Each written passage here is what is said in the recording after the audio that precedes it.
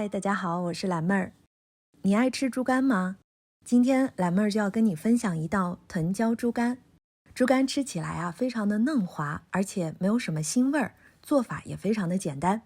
一起来看看是怎么做的吧。先把猪肝切成薄片儿，越薄越好。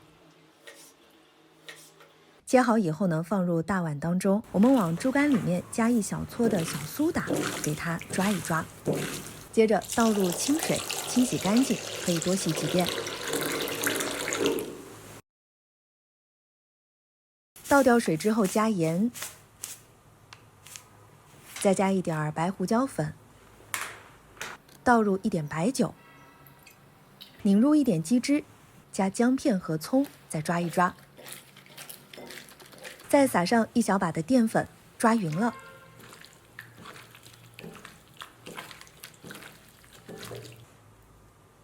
最后倒入一点油，因为我们要用油封住猪肝的水分，这样的话它才会很嫩。给猪肝先上姜，腌制10分钟的时间。锅内的水烧开之后，就下入腌制好的猪肝，放入滚水当中汆烫。等锅内的水再次沸腾之后呢，再烫上10秒钟的时间，捞出来放入凉白开当中过凉。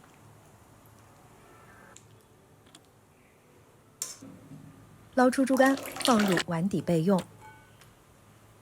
加入小米椒圈，倒入一点香油，撒上一点蒜末。